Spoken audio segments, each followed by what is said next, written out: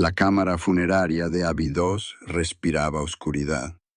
Ni una llama completa, ni un sonido humano, solo el parpadeo inquieto de las antorchas, inclinadas como si temieran mirar el cuerpo que yacía en el centro.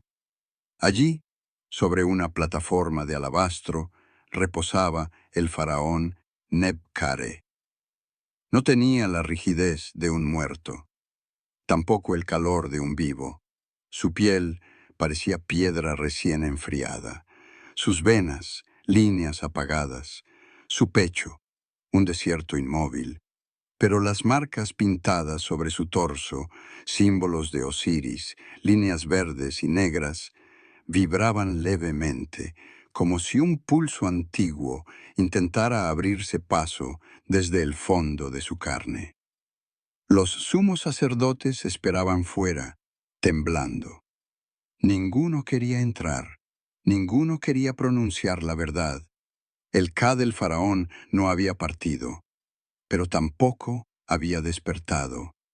Nebkare estaba atrapado entre mundos, desgarrado por la maldición lanzada por un sacerdote de Set en su último aliento, un sueño de piedra, un limbo sin cuerpo, un castigo reservado solo para los reyes más temidos. El silencio se quebró cuando la puerta de granito se abrió lentamente. Un aroma de loto azul flotó en el aire, y una figura vestida de blanco cruzó el umbral. Era Seraket, esposa del dios Amón, la sacerdotisa que había jurado no volver a realizar el ritual que incluso Isis había prohibido. Su rostro estaba cubierto por un velo delgado, sus manos manchadas con aceites sagrados.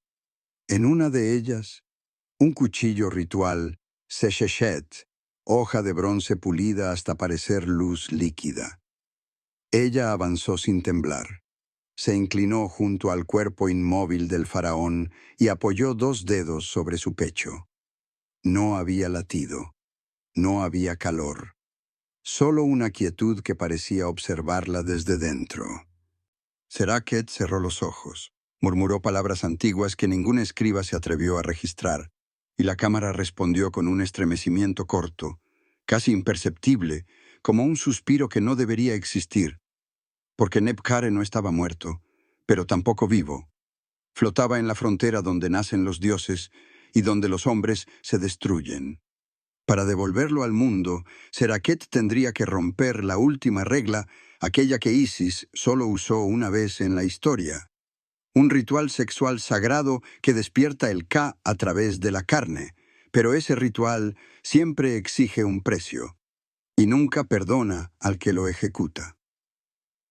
Aquel día, en las entrañas de Abidos, el faraón no quiso morir, y la sacerdotisa que lo escuchó estaba a punto de condenar a todo Egipto. Egipto había visto inundaciones fallidas, rebeliones de gnomos y guerras contra pueblos extranjeros.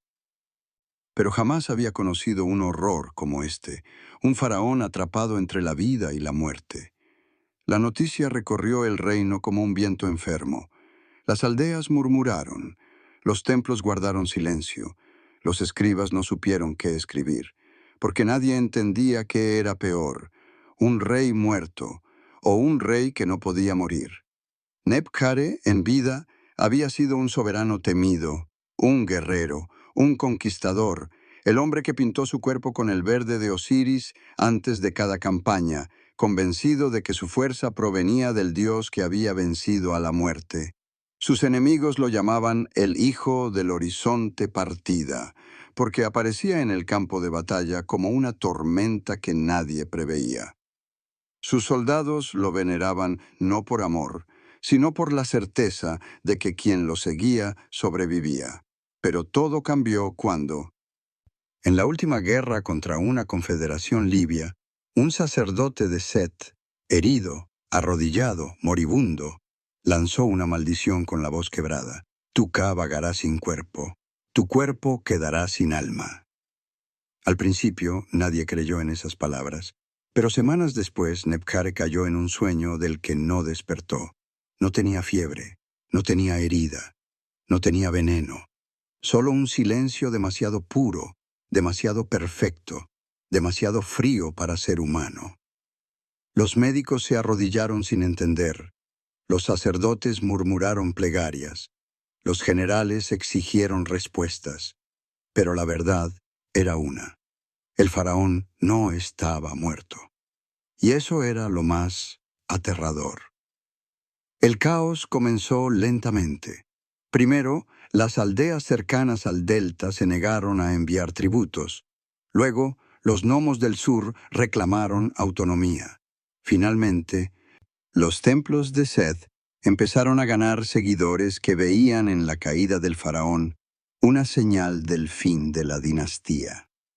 El Consejo Real se reunió durante noches enteras, discutiendo hasta que la arena de los relojes se agotaba.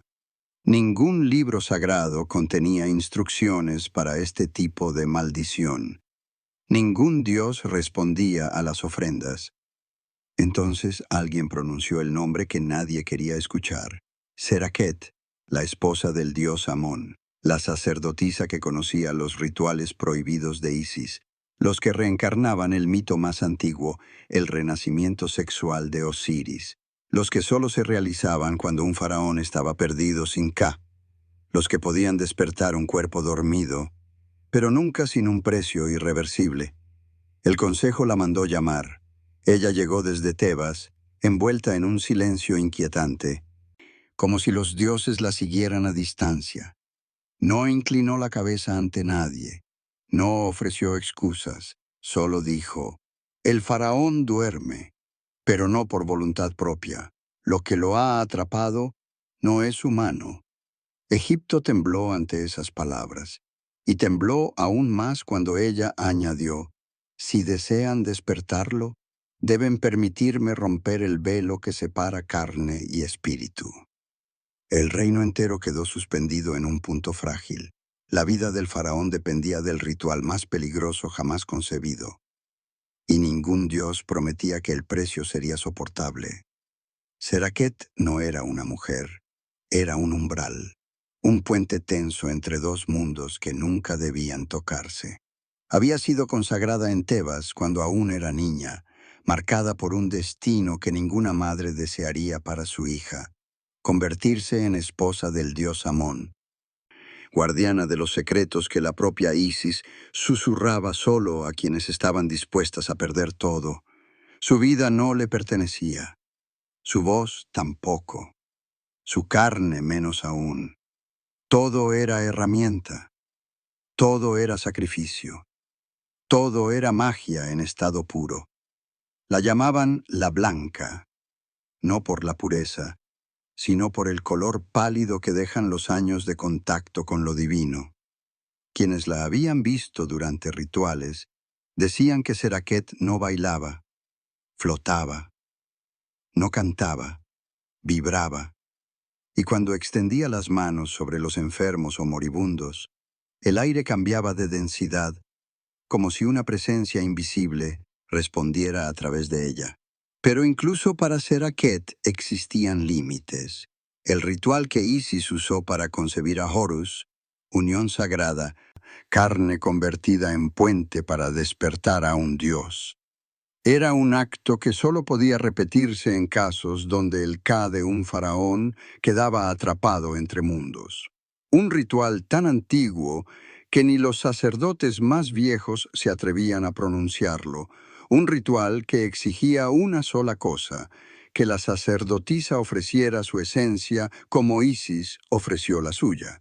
Y esa esencia jamás regresaba completa. Nebkare, por su parte, no era un faraón común. Había nacido durante una tormenta de arena que cubrió el delta durante 3 días. Los astrólogos lo llamaron aquel que abre el cielo con sus pasos. Desde joven mostró una fuerza inquietante, no tanto por su habilidad militar como por su mirada. Demasiada calma en un niño, demasiada violencia contenida en un adolescente, demasiada convicción en un hombre. Creía realmente ser Horus viviente. Lo creía con la intensidad de un fanático y con la frialdad de un dios. Su ascenso fue una cadena ininterrumpida de victorias. Derrotó tribus del desierto sin derramar palabras. Solo ordenaba, solo avanzaba, solo destruía. Los escribas relataban que jamás alzó la voz, que jamás retrocedió, que jamás mostró compasión. Los enemigos temían su nombre. Los aliados temían su silencio. Era un rey que caminaba como si ya hubiera vivido otras vidas, como si supiera cuál sería su final. Y ahora, ese rey yacía inmóvil, atrapado en un sueño que no era sueño, con el Ka enredado fuera de su cuerpo como una serpiente sin forma. Seraket lo observó por primera vez a solas. Vio la piel fría, la respiración inexistente, la sombra que envolvía su figura. Y algo en su interior, algo que nunca temblaba, se quebró ligeramente. Porque aunque su cuerpo parecía muerto, el aire alrededor de él vibraba, como si algo enorme, antiguo y hambriento esperara dentro de ese silencio. Las dos fuerzas estaban frente a frente. Ella, vida canalizada. Él, muerte sostenida. Ella llevaba luz. Él, sombra. Ella era puente. Él era abismo. Y sin embargo, ambos estaban unidos por un destino que ninguno había elegido, la sacerdotisa más pura del reino y el faraón más aterrador que Egipto había visto en siglos. El consejo temblaba, las aldeas rezaban, el desierto respiraba, pero en la cámara funeraria solo existía una verdad, una mujer contra un dios dormido, y ninguno saldría indemne. El Consejo Real se reunió al amanecer, cuando la luz del desierto todavía era suave y no quemaba los ojos, pero incluso esa claridad temprana parecía temer entrar en la sala. Allí, sobre mesas de ébano, se extendían los objetos que ningún sacerdote había tocado en generaciones. Frascos de aceites prohibidos, cuchillas de bronce que nunca habían conocido sacrificio humano, estatuillas de Osiris con la forma que recordaba el gesto creador, la potencia perdida, el símbolo que Isis reconstruyó para devolverle el cuerpo, era el lenguaje secreto de la resurrección. Y también el lenguaje de la condena.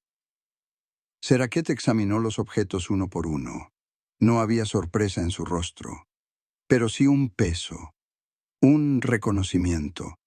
Esa no era magia cotidiana, no eran cánticos para traer lluvia, no eran plegarias para proteger cosechas.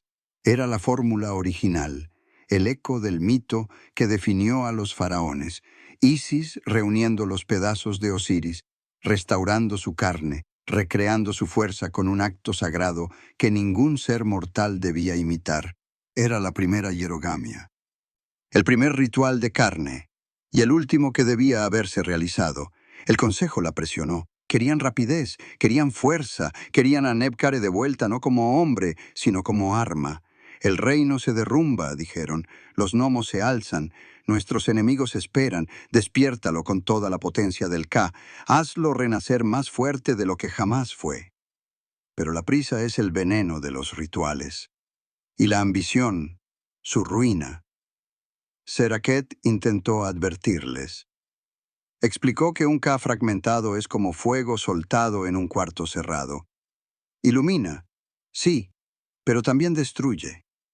Explicó que el ritual no era un acto de placer, sino de apertura espiritual. Que la unión simbólica entre sacerdotisa e Isis, entre Isis y el faraón, debía ser lenta, contenida, guiada como un hilo de oro entre dos puertas. Si lo forzamos, dijo, no renacerá un rey. Renacerá una tormenta. Pero nadie la escuchó. La desesperación vuelve ciegos, incluso a los sabios, y el consejo ordenó acelerar cada fase, cada aceite aplicado sin pausa, cada canto elevado sin reposo, cada gesto ejecutado sin preparación. Esa fue la primera grieta. La segunda llegó cuando trajeron la sangre del toro Apis, un cuenco pesado, oscuro, abierto como una herida ritual. En tiempos antiguos solo se usaba una gota para bendecir el renacimiento simbólico del faraón, pero el consejo exigió más. Querían potencia, frenesí, poder. Que lo despierte como un dios, dijeron. La sangre, demasiado espesa, demasiado sagrada, alteraba los límites entre cuerpo y Ka. Seraket lo sabía, pero obedeció, no por miedo, sino porque el destino ya había elegido su curso. La tercera grieta fue la más peligrosa, la disposición de las estatuillas de Osiris. En el mito, Isis solo necesitó una forma simbólica para recrear la unión perdida. Pero el consejo colocó tres símbolos de fecundidad divina, tres invocaciones a una energía que el cuerpo dormido de Nebhare no podría contener. Seraket vio el error, intentó corregirlo, pero la orden fue clara. Este faraón debe despertar con el poder de todos los dioses. Ningún sacerdote entendió lo que estaban diciendo, pero la magia sí lo entendió y empezó a responder antes de tiempo. La cámara funeraria tembló esa noche, no por el viento, no por los pasos, sino por la acumulación de fuerzas antiguas que Isis solo había llamado una vez. El aire se volvió espeso, casi líquido. Las paredes respiraron. Las antorchas se inclinaron como si huyeran. Y bajo la sábana de lino que cubría a Nebkare, un movimiento imperceptible se arrastró por la piel del faraón. No era vida, no era muerte, era el Ka, intentando recordar su cuerpo. Seraket cerró los ojos. Comprendió lo inevitable. El ritual debía hacerse, debía completarse, pero algo ya estaba fuera de control. Despertar a un faraón era posible. Controlarlo, jamás. La cámara funeraria fue sellada con un golpe seco. Nadie más entraría. Nadie más debía ver lo que estaba a punto de ocurrir. Las paredes de piedra, cubiertas de jeroglíficos que narraban el mito de Osiris, parecían observar. Las figuras pintadas, Isis inclinada sobre el cuerpo desmembrado de su esposo, Horus emergiendo de la unión divina, vibraban bajo la luz inestable de las antorchas, como si recordaran, como si temieran. Seraket avanzó hacia el cuerpo de Nebkar.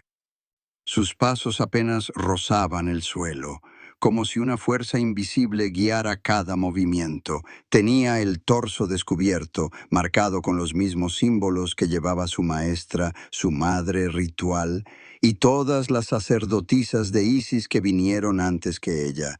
No era desnudez humana, era desnudez ceremonial. Un lenguaje que el Ka entendía mejor que cualquier palabra. Vertió el aceite sagrado del loto azul sobre las palmas de sus manos.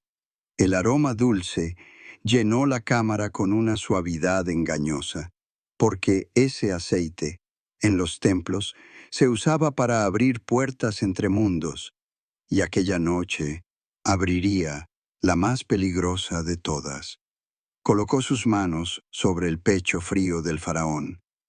El primer contacto fue silencio. El segundo, temblor. El tercero, un latido que no debía existir. El Ka respondió. Seraket comenzó a cantar. No era un canto melodioso. Era grave, profundo, casi animal. La lengua era la de la creación, un idioma que ni los sacerdotes más antiguos comprendían por completo. Cada sílaba era una orden al alma dormida de Nebkare, cada respiración una súplica a Isis, cada vibración un filo que separaba la carne del espíritu. La luz de las antorchas se dobló. Las sombras subieron por las paredes como humo vivo. El aire adquirió un espesor cercano al agua.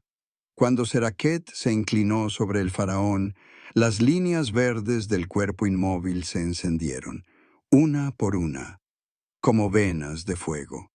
La sacerdotisa colocó su frente sobre la del rey. Dos mundos se tocaron, dos destinos se unieron. La unión prohibida comenzó.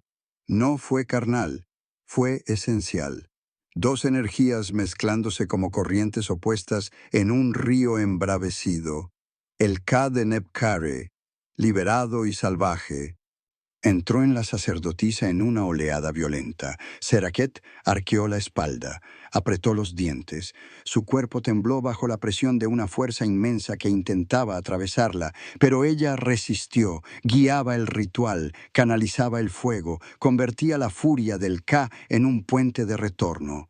El cuerpo del faraón reaccionó, sus dedos se contrajeron, el tórax se elevó una vez. La piel recuperó un brillo tenue, como si la sangre hubiera recordado su camino. Seraket, bañada en sudor y aceite, rodeó el torso del faraón con sus brazos. La unión simbólica recreó el gesto sagrado de Isis. La figura de Osiris en la pared emitió un destello, o tal vez fue solo un reflejo. Las estatuillas colocadas alrededor vibraron al unísono. El Ka regresó como una tormenta. Un latido, dos, tres. Y de pronto, un grito seco escapó de la boca del faraón. No era voz humana, era la voz de algo que había dormido demasiado tiempo. El cuerpo de Nebkare se arqueó, levantándose del altar como empujado por manos invisibles. Las vendas de lino cayeron, las antorchas explotaron en fuego, el cuenco de sangre del toro Apis se derramó, extendiéndose como un río negro alrededor del altar. Seraket gritó también, no por miedo, sino por el desgarro que sentía en su interior. El Ka la atravesaba, la quemaba, la devoraba, y sin embargo debía sostenerlo, debía guiarlo, debía contenerlo. La unión estaba cerca del límite. Entonces, ocurrió. El faraón abrió los ojos. No había pupilas, no había humanidad, solo un brillo dorado, frío, perfecto. El brillo de Horus. La cámara estalló en silencio. Las sombras huyeron. El aire se quebró. Nebkare había despertado, pero no como hombre. El primer aliento de Nebkare no fue vida, fue castigo, un soplo áspero, profundo, antiguo, que hizo temblar los muros de piedra como si una tormenta hubiera entrado en la cámara funeraria. El cuerpo del faraón, recién reclamado por su Ka, vibraba con una energía demasiado grande para caber en la carne. Seraket retrocedió un paso, no por miedo, sino por un instinto más ancestral, reconocer cuando un dios no desea que nadie esté cerca. El faraón se incorporó lentamente, como si cada articulación recordara su función después de siglos. Sus dedos se cerraron en el aire, buscando un enemigo invisible. Su columna se enderezó en un movimiento seco, elegante, preciso. Pero su rostro era otra cosa. No la serenidad de un monarca, no la violencia de un guerrero, sino la quietud perfecta de un dios despierto a la fuerza. Seraket entendió que algo estaba mal antes de que él pronunciara una sola palabra. El Ka no había regresado limpio. Había vuelto marcado por la maldición de Seth, mezclado con fuego, mezclado con sed. Era un Ka sin filtro, sin equilibrio, sin límites. Un Ka que no reconocía destino ni piedad. El Ka de un rey, convertido en tormenta. Nebkare bajó la vista hacia sus manos, como si las viera por primera vez. Las flexionó, las observó bajo la luz vacilante, y luego habló con una voz que no era humana ni divina, sino la mezcla exacta de ambas. Mi cuerpo me traicionó, ahora me pertenece. Fue entonces cuando la cámara cambió de temperatura. El aire se volvió frío, las antorchas se achicaron, el aliento del faraón condensó una bruma tenue. Seraket sintió un escalofrío cruel correr por su espalda. No había despertado a un rey. Había canalizado el regreso de algo que Egipto no estaba preparado para contener. Cuando Nebkare salió de la cámara, los guardias cayeron de rodillas de manera involuntaria, no por devoción, por terror. La sombra del faraón parecía más grande que su cuerpo. Cada paso resonaba como si la piedra quisiera apartarse. Sus ojos dorados no parpadeaban. Miraban a través de los hombres, no a ellos. Como si su mente existiera en un plano vertical, inaccesible. Y entonces comenzó la venganza. El faraón exigió un ejército en el acto, no para reconquistar territorios, no para celebrar su renacimiento, sino para castigar, para desatar su furia contra los gnomos rebeldes, contra los seguidores de Seth, contra cualquier aliento que hubiera respirado durante su sueño de piedra. Lanzó sus tropas con una precisión quirúrgica. No conquistaba, extinguía. Aldea tras aldea, asentamiento tras asentamiento. Los informes describían escenas que ni los escribas se atrevían a escribir completas. Casas quemadas desde dentro, campos arrasados como si una mano invisible los hubiera aplastado. Hombres y mujeres que decían haber visto al faraón caminar entre las llamas sin quemarse. Nebkare no dormía, no comía. No hablaba más de lo necesario, solo avanzaba. Egipto celebró al principio. Nuestro Dios ha despertado, decían. Ha vuelto para protegernos. Pero la celebración murió pronto, porque la furia de Nebkare no distinguía enemigo de súbdito. Cuando una ciudad dudó en abrir sus puertas, él la redujo a cenizas. Cuando un sacerdote pidió clemencia, Nebkare no lo escuchó. Su Ka seguía reclamando almas para equilibrar su regreso. La resurrección había roto un eje fundamental. El faraón ya no era mediador entre hombres y dioses. Era un dios moviéndose sin freno entre los hombres. Seraket lo siguió a distancia, observando cómo cada acto suyo era más perfecto que humano, más exacto que mortal, pero también más vacío. El Ka lo guiaba, no su voluntad, no su memoria. Ella comprendió lo que nadie más vio. Nebkare no había despertado para gobernar, había despertado para vengarse del mundo que lo dejó atrapado. Una noche, en un campamento silencioso, Seraket lo vio detenerse junto al río. El reflejo del agua devolvía una imagen distorsionada, no un faraón, sino una forma temblorosa, como si su alma no encajara dentro de su carne. Y en ese mismo instante, el rey apartó la vista, casi con rabia, como si temiera verse a sí mismo. Seraket colocó una mano sobre su hombro. El faraón no reaccionó al tacto humano, solo murmuró, casi sin voz: «No debí volver». La sacerdotisa entendió la ironía completa. Ella lo había despertado para salvar Egipto, pero su despertar era la condena del reino. El renacimiento pidió venganza, y el precio era un imperio entero. La noche en el campamento no parecía una noche. Era un hueco. Un silencio sin estrellas, sin insectos, sin viento. Como si el desierto entero contuviera la respiración mientras observaba al faraón caminar a solas junto al río. Nebkare se movía lentamente, con una rigidez que no pertenecía al mundo de los vivos, pero tampoco al de los muertos. El reflejo del agua temblaba bajo sus pies, y por primera vez desde su renacimiento, él también temblaba.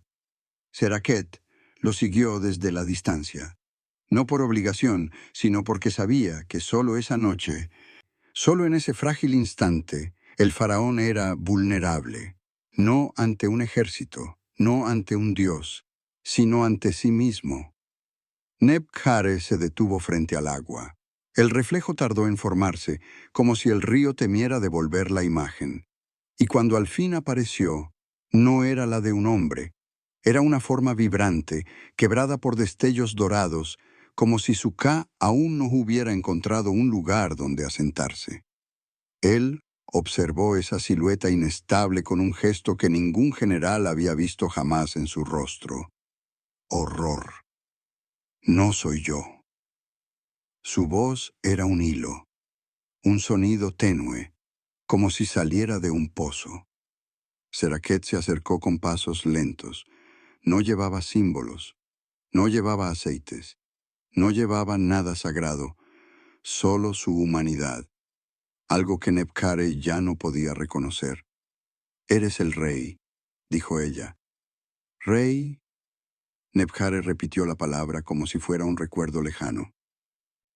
Un rey no tiembla. Y sin embargo, él temblaba. El faraón se arrodilló junto al agua. Un gesto imposible de imaginar en el hombre que había dominado ejércitos con una sola mirada. Sus manos se hundieron en la arena. Sus dedos se cerraron sobre el polvo.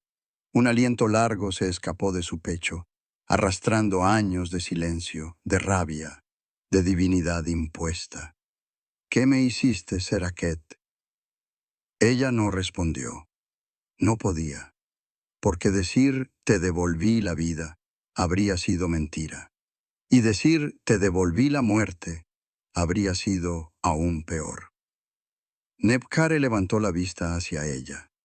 Sus ojos dorados, antes duros como obsidiana, mostraban por primera vez una grieta. No era miedo, no era ira, era cansancio. El cansancio de un alma que había visto demasiado, que había sentido el filo de dos mundos. No debí volver. Su voz se quebró. Mi cuerpo me rechaza. Mi Ka me devora. La maldición sigue aquí, dentro. Se golpeó el pecho con un puño cerrado. El sonido no fue carne contra carne, fue piedra contra piedra.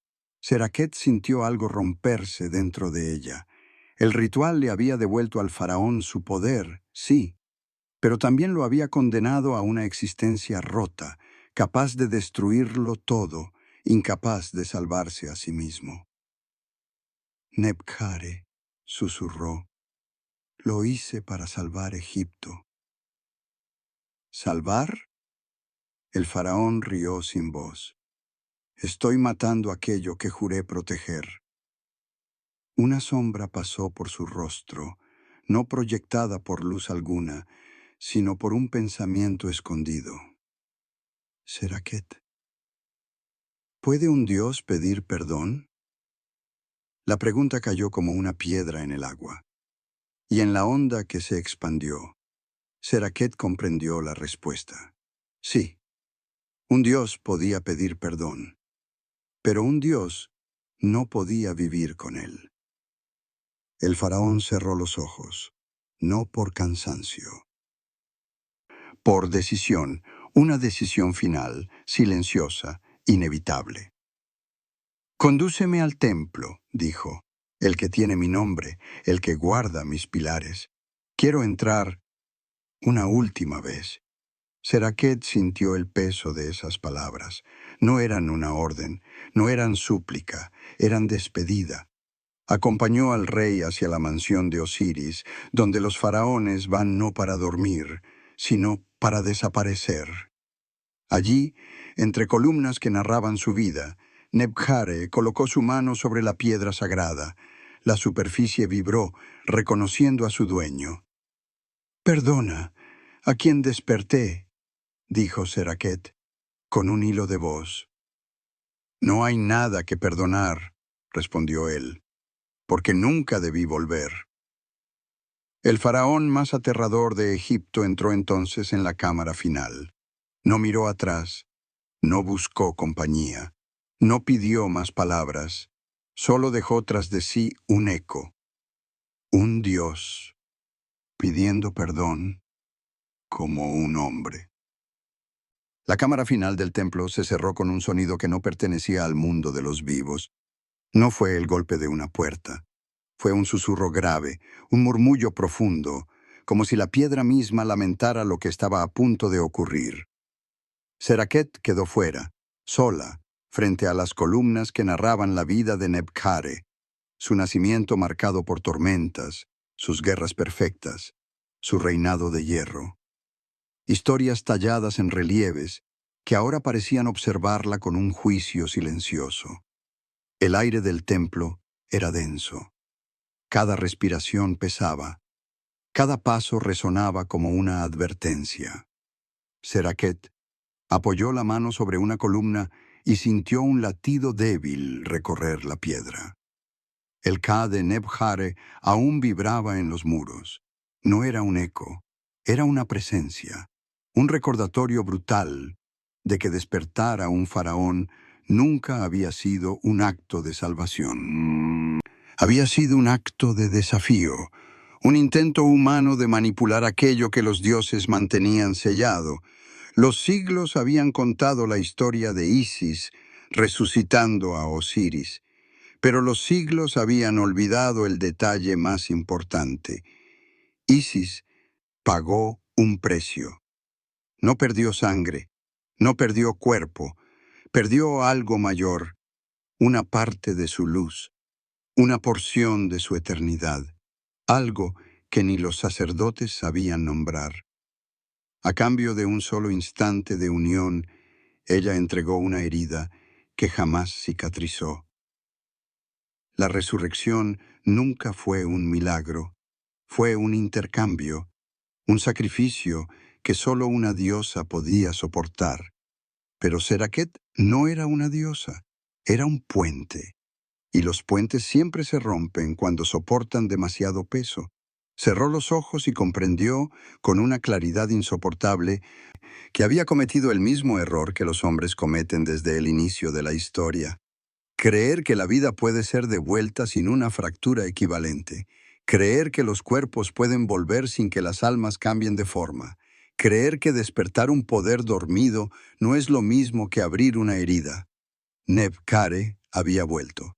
Pero el Ka regresó marcado por la furia, marcado por la maldición, marcado por el deseo de reclamar todo lo que le fue arrebatado. Ese era el precio, ese siempre fue el precio. El templo empezó a vibrar suavemente, un murmullo se extendió por las paredes. No era viento, no era un espíritu. Era el Ka de Nebkare retirándose, recogiendo sus restos de energía, apagándose como una llama que ya había cumplido su última función. Seraket sintió el vacío abrirse dentro de ella.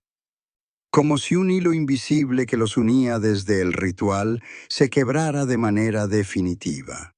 Comprendió entonces que Egipto no había sido condenado por el despertar de su faraón, había sido condenado por desearlo, por no aceptar la muerte, por creer que un rey puede ser convocado de regreso sin consecuencias. El renacimiento jamás es un regalo, es una deuda. Y toda deuda exige pago. Seraket, con la espalda apoyada en la piedra fría, dejó que el pensamiento se formara con la lentitud de una herida que por fin se nombra. El hombre pide milagros, el Dios exige el precio. Caminó hacia la salida del templo. Sus pasos eran lentos pero firmes. Cada sombra que cruzaba parecía inclinarse ante ella, no por respeto, por reconocimiento, porque una parte del Ka de Nebkare había quedado dentro de ella para siempre, una marca invisible. Una cicatriz que ningún aceite, ningún canto, ningún dios podría borrar. Fuera, el desierto se extendía bajo un sol despiadado. No había celebraciones, no había soldados, no había pueblo esperando noticias, solo arena. Arena que lo había visto todo, arena que devoraría todo, arena que entendía más que cualquier humano. Seraket inhaló profundamente. El aire ardió en su pecho, y entonces comprendió la verdad final, la que Isis nunca reveló, la que todos los reyes olvidaron, la que ningún escriba se atrevió a escribir, lo que despierta exige un precio, lo que renace, reclama una deuda, y lo que vuelve, nunca vuelve igual. Cuando Seraket salió del templo, el silencio la recibió como un manto frío. No había sacerdotes, no había tropas, no había corte real. El mundo seguía existiendo, pero parecía haber retrocedido un paso, como si temiera acercarse demasiado a la mujer que acababa de acompañar a un faraón hacia su despedida final. La arena, extendida hasta donde los ojos podían ver, tenía un color más pálido que antes, como si hubiera perdido algo, como si hubiera ganado algo, como si llevara la memoria de lo que acababa de ocurrir entre aquellas columnas. Seraket avanzó lentamente. Cada grano bajo sus pies parecía murmurar un eco antiguo. El viento sopló, débil, casi respetuoso, moviendo el velo que cubría parte de su rostro. Ella no lloró. No podía. No era el llanto lo que la había acompañado desde el ritual. Era algo más profundo, más oscuro. Una pregunta sin forma que pesaba en su garganta con la misma fuerza que una oración interrumpida. El desierto, en su inmensidad, parecía escucharla.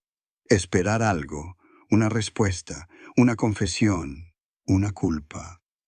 Cualquier palabra capaz de justificar haber despertado a un dios cuando el destino había decretado que debía dormir para siempre. Pero Seraket no ofreció ninguna. Las palabras son inútiles cuando se ha tocado aquello que no debe tocarse. Miró al horizonte. El sol descendía con lentitud, derramando un brillo rojo que teñía la arena como sangre seca. Un símbolo perfecto del reinado que había terminado y del precio que había quedado suspendido sobre Egipto. Ella murmuró, apenas audible, ¿qué mortal puede despertar a un dios sin condenarse con él? El viento no respondió, el desierto tampoco, pero el silencio fue una respuesta brutal. Seraket dio un último vistazo al templo. No quedaba nada visible del faraón, ninguna sombra, ningún rastro físico. Solo la certeza de que su Ka había regresado al lugar donde debería haber ido desde el inicio, y con él, una parte de ella también, un lazo invisible que la unía a un destino que nunca dejaría de perseguirla. Se volvió y caminó hacia el mundo de los vivos. Cada paso era un alejamiento del templo y un acercamiento a la leyenda, porque lo que ocurrió esa noche en Abidos no sería escrito, no sería contado, no sería celebrado, sería susurrado, sería temido, sería prohibido y, sin embargo, sobreviviría más que cualquier monumento. La historia no perdona la ironía. La ironía es brutal